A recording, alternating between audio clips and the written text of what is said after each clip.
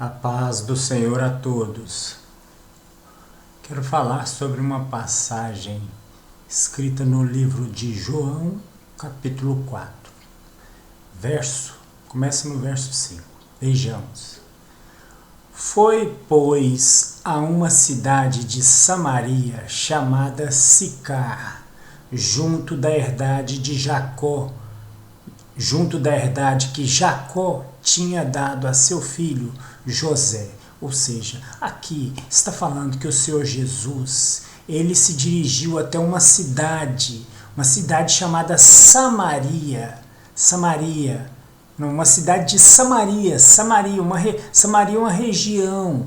Aí a cidade se chamava Sicar, ou seja, poderia-se dizer que Samaria era o estado e a cidade um município. A cidade se chamava Sicar, junto da herdade de Jacó, ou seja, uma herdade que pertenceu, ou seja, a herdade de Jacó, junto à herdade de Jacó, ou seja, que tinha dado ao seu filho José, ou seja, então essa herdade pertencia ao patriarca Jacó e ela tinha sido dado a seu filho José, que foi governador do Egito.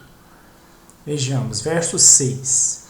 E estava ali a fonte de Jacó, ou seja, uma fonte, um poço de água.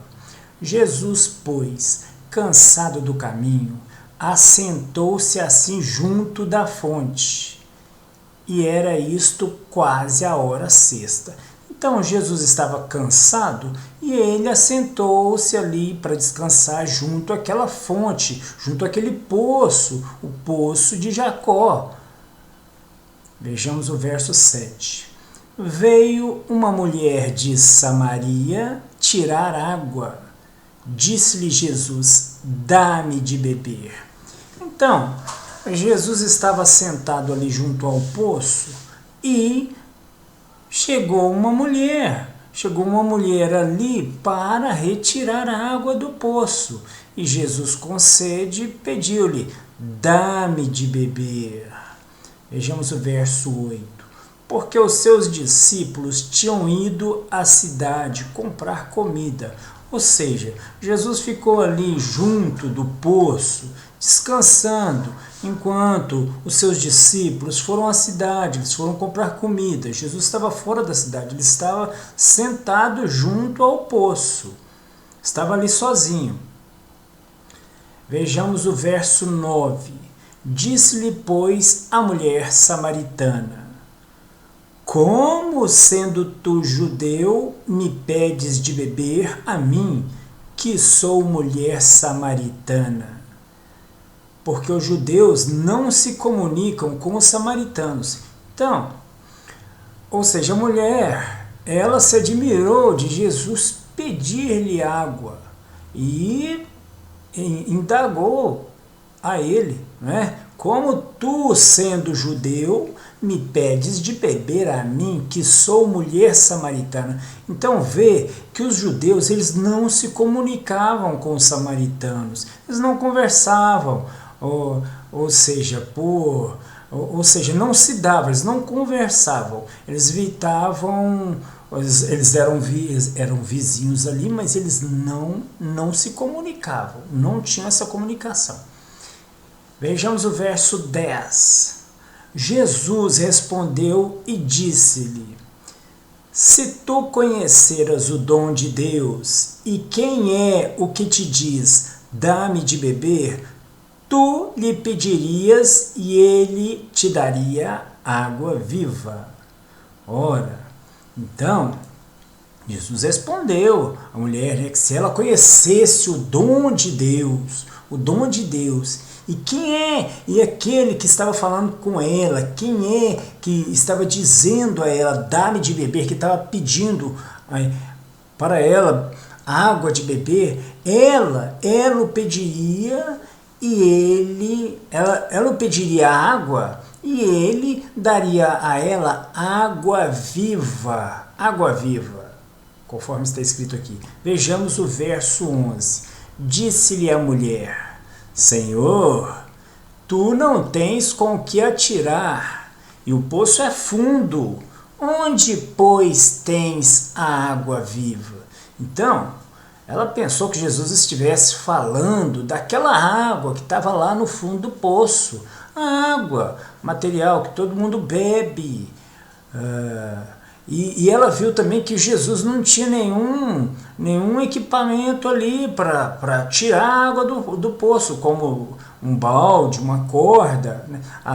Certamente deveria ter uma corda no poço ali, ou seja, aquela roleta para enrolar a corda e puxar a água do fundo do poço. Mas ele não tinha um balde para amarrar na corda, descer o balde lá no fundo do poço e de lá tirar a água. Vejamos o verso 12. És tu? Então a mulher continuou dizendo a ele, né? És tu maior do que nosso pai Jacó, que nos deu o poço, bebendo ele próprio dele e seus discípulos e o seu gado? Então, aqui ela pegou pesado com Jesus, né? Perguntou se Jesus era maior do que o patriarca Jacó. E ela lembrou que foi o próprio Jacó que deu o poço ou seja, aos samaritanos, um ato certamente de bondade. Ele forneceu aquele poço lá para que os samaritanos bebessem a água dele. Não é? O Velho Testamento cita até que Jacó ele furava poços, ele cavava poços em busca de água. E a mulher samaritana está falando aqui que foi Jacó que deu esse poço para os samaritanos. E diz que ele mesmo, o próprio Jacó, bebeu da água do poço. E Jacó que já tinha falecido há muitos anos, né? O próprio Jacó bebeu da água do poço e os seus filhos também, e o seu gado. Ok? Vejamos o verso 13. Jesus respondeu e disse-lhe: qualquer que beber desta água tornará a ter sede. Ou seja, Jesus está dizendo aqui que qualquer que bebesse daquela água teria sede novamente e continuaria bebendo água sempre que tivesse sede. Vejamos o verso 14. Jesus continua: mas aquele que beber da água que eu lhe der nunca terá sede. Jesus estava dizendo ali que tinha uma água, ele podia dar uma água que, se as pessoas bebessem, nunca mais teriam sede, uma água viva. Vejamos, continuando: porque a água que eu lhe der se fará nele uma fonte de água que salte para a vida eterna. Então Jesus continuou e respondeu para ela que essa água que ele tinha para as pessoas, para que as pessoas tomassem, essa água, ela era uma água que conduzia cada ser humano para a vida eterna. Ou seja, uma água preciosa, uma água muito valiosa. Vejamos o verso 15. Disse-lhe a mulher: Senhor, dá-me dessa água para que não mais tenha sede e não venha aqui tirá-la. Depois que Jesus disse isso para ela, ela se interessou pela água e pediu ao Senhor Jesus: Senhor, dá-me dessa água, eu quero essa água para que eu não tenha mais sede e não venha aqui mais tirá-la aqui, porque dá trabalho tirar essa água do poço aqui.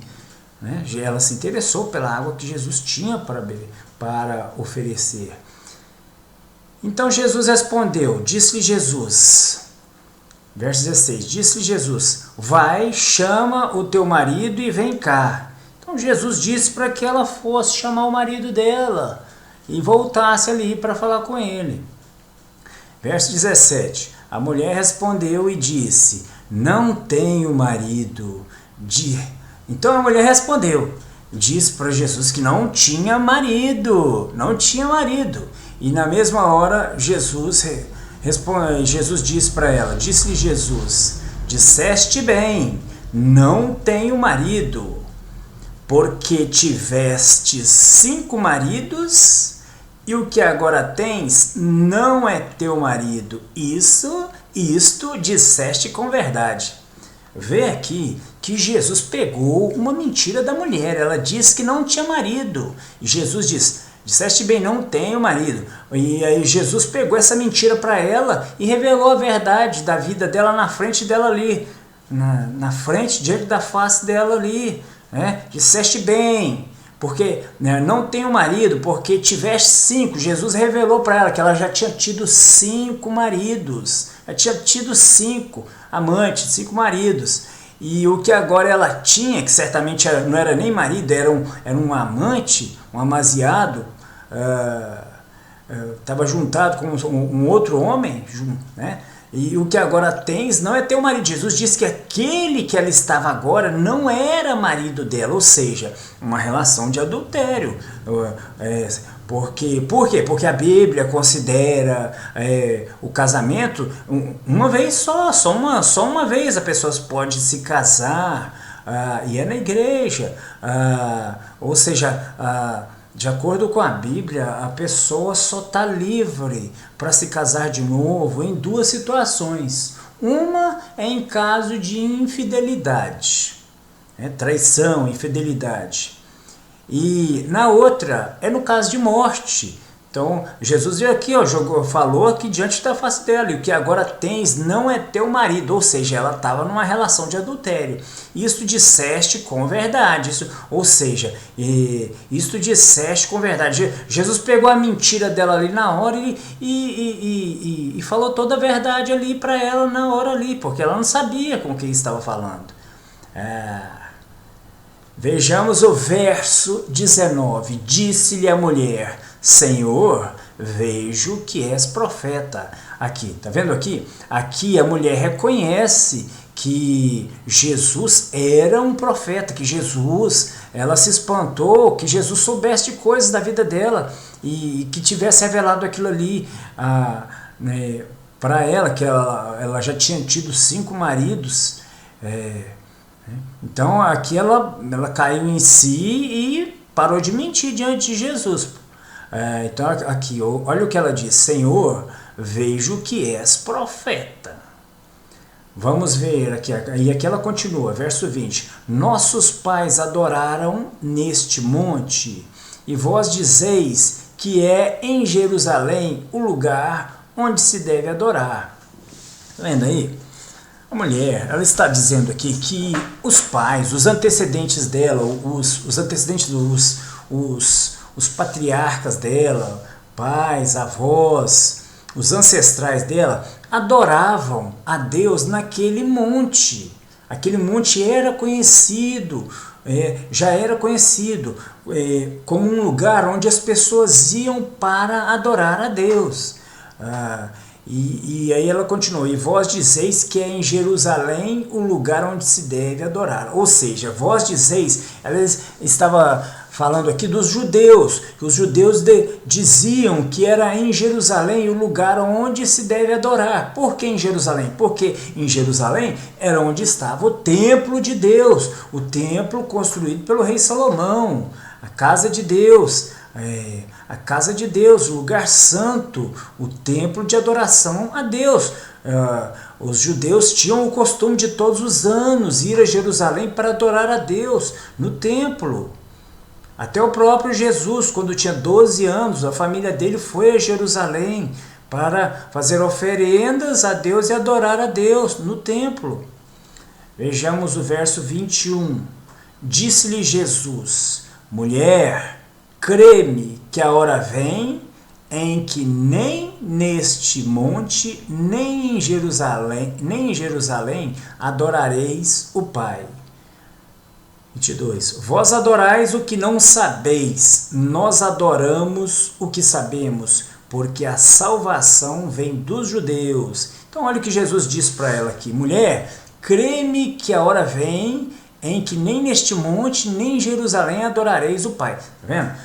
O Jesus estava falando ali que viria uma hora que não seria mais preciso que as pessoas fossem àquele monte ou em Jerusalém, as pessoas no mundo todo, não seria mais preciso que eles fossem a esses 2 locais para adorar o Pai. E continuou Jesus dizendo: vós adorais o que não sabeis, nós adoramos o que sabemos, porque a salvação vem dos judeus. A salvação, olha o que Jesus diz para ela: a salvação vem dos judeus. Por que a salvação vem dos judeus?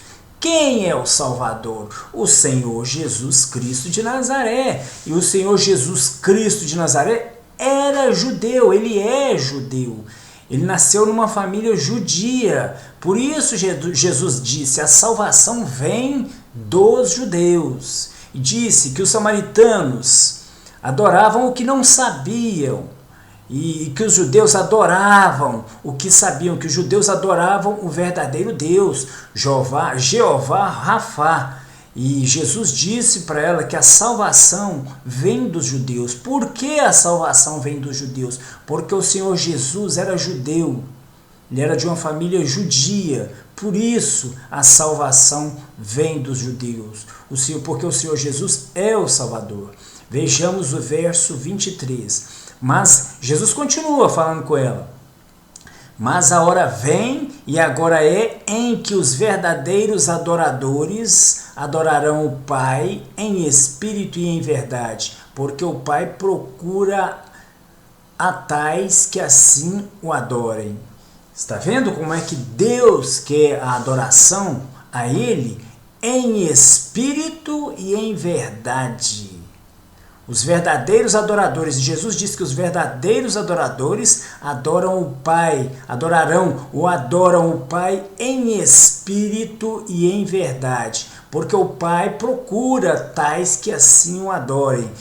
Ou seja, Deus quer que o adorem em espírito e em verdade, não com falsidade. Muitas pessoas oram só para serem vistos, ou seja, querem se passar por religiosos, por devotos a Deus. Não, muitas vezes aquilo tudo é falsidade. Deus quer que o adore em espírito e em verdade. Vejamos o verso 24. Deus é espírito e importa que os que o adorem em espírito e em verdade. Tá vendo aí? Olha o que Jesus diz, que Deus é espírito e importa que os que o adorem em espírito e em verdade. Vejamos o verso 25. A mulher disse-lhe: eu sei que o Messias, que se chama o Cristo, vem.